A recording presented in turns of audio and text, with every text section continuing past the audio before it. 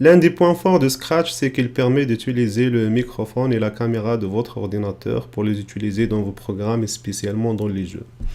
Alors c'est ce qu'on va voir dans cet exercice. On va utiliser la caméra web pour jouer au ballon.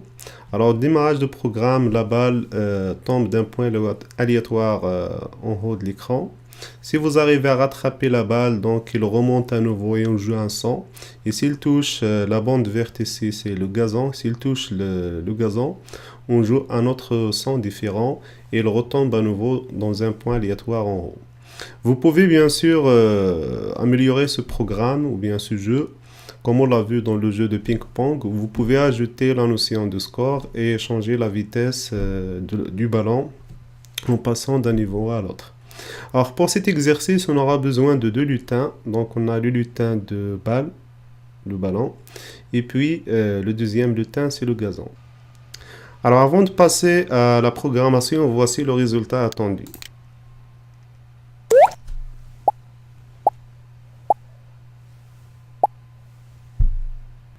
Alors c'est parti pour la programmation. Je supprime le lutin proposé par défaut. Je cherche la balle à partir de la bibliothèque de logiciels. Et pour le gazon, je le dessine de la manière suivante. J'utilise l'outil rectangle plein, couleur verte, et je dessine une bande horizontale de cette manière. Je positionne ce lutin au-dessous de la scène. Maintenant, c'est le moment de programmer le script pour la balle.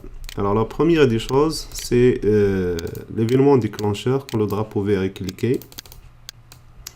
Alors, il faut tout d'abord activer la vidéo. Donc, ça se trouve dans le groupe d'instructions capteur, l'instruction activer la vidéo. Ensuite, il faut demander à la balle de se positionner à une position aléatoire en haut. Donc, on utilise l'instruction AléaXY.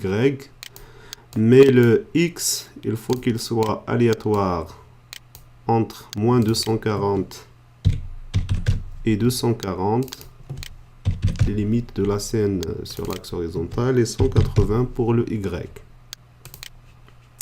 Maintenant, c'est le moment de demander à la balle de tomber. Donc, on utilise la boucle répétée indéfiniment. Pour faire tomber la balle, on ajoute moins 10 à Y. Donc, on utilise l'instruction ajouter à Y la valeur moins 10. Alors, si vous cherchez à rendre la balle beaucoup rapide, vous n'avez qu'à ajouter la valeur moins 20, moins 30, ainsi de suite. Et si on teste à ce niveau, on aura le résultat suivant. Donc, on a notre balle qui tombe effectivement et notre vidéo est activée. Maintenant, pour le reste du programme. Lorsque la balle tombe, on est face à deux possibilités. La première, c'est une détection du mouvement sur la balle. Donc, on va essayer de remonter la balle. La deuxième possibilité, si la balle touche le gazon. Donc là, on nomme déjà ce lutin gazon. Alors, retour au script de la balle. Alors, on va programmer le premier cas. Donc, s'il y a une détection de mouvement sur la balle, donc dans le groupe d'instructions capteur, l'instruction vidéo mouvement sur ce lutin, vous remarquez déjà la forme de l'instruction. Donc, c'est une fonction qui retourne soit une chaîne de caractères, soit un nombre. Alors, pour ce cas, c'est un nombre qui est la quantité de mouvement sur ce lutin. Donc, on va essayer de comparer cette quantité retournée. Donc, bien sûr, cette instruction, elle est toute prête pour utilisation, mais il faut admettre que derrière, il y a tout un algorithme complexe qui dit qu'il y a vraiment une détection de mouvement. Alors, l'instruction-ci ici attend une condition, et cette condition n'est rien d'autre que la comparaison de la quantité de mouvement sur la balle par rapport à une valeur à définir.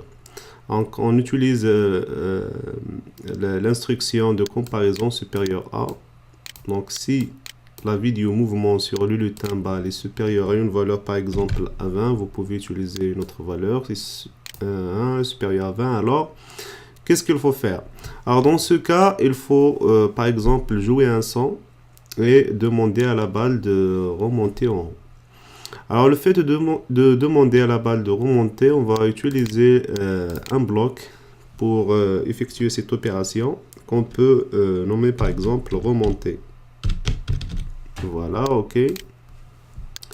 Et pour remonter, on utilise une instruction répétée. Donc répéter jusqu'à. On ajoute à Y 10 pour remonter. Donc ajouter 10 ou bien 20 pour remonter rapidement. Ajouter 20 Y. Jusqu'à quand? Donc jusqu'à à ce que la coordonnée Y soit supérieure à 180. Donc on utilise encore l'opérateur supérieur à. Donc coordonnée Y. L'ordonnée Y supérieure à 180.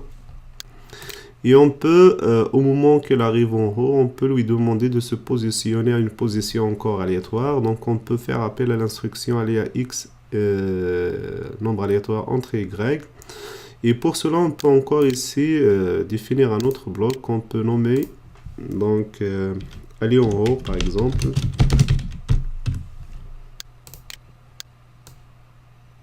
Donc on utilise cette instruction pour définir le bloc et on fait appel ici à aller en haut à la place, et on peut encore l'appeler une deuxième fois ici, donc aller en haut.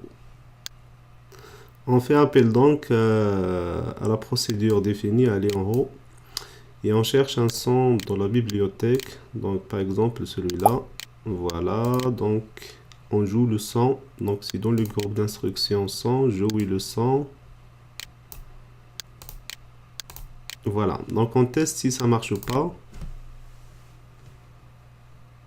Alors là, il faut programmer encore le deuxième cas. Si la balle arrive au sol, donc il faut qu'il rebondisse, il faut qu'il retombe encore en haut. Alors on va programmer encore ce cas. Donc si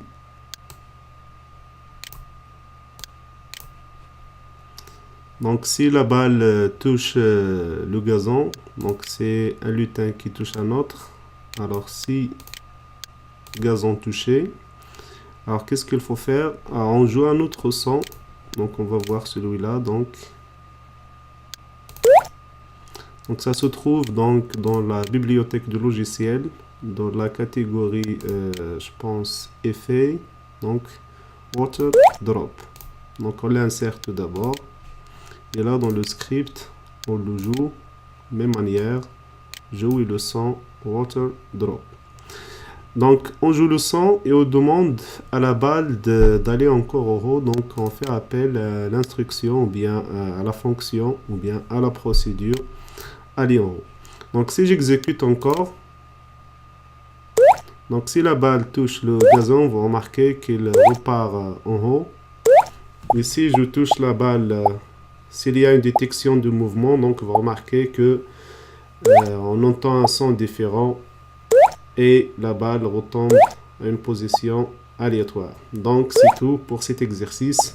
Comme j'ai dit, vous pouvez améliorer cet exercice en ajoutant la notion de score et changer, en passant d'un niveau à l'autre, changer la vitesse de la balle pour rendre le jeu un peu difficile. Voilà.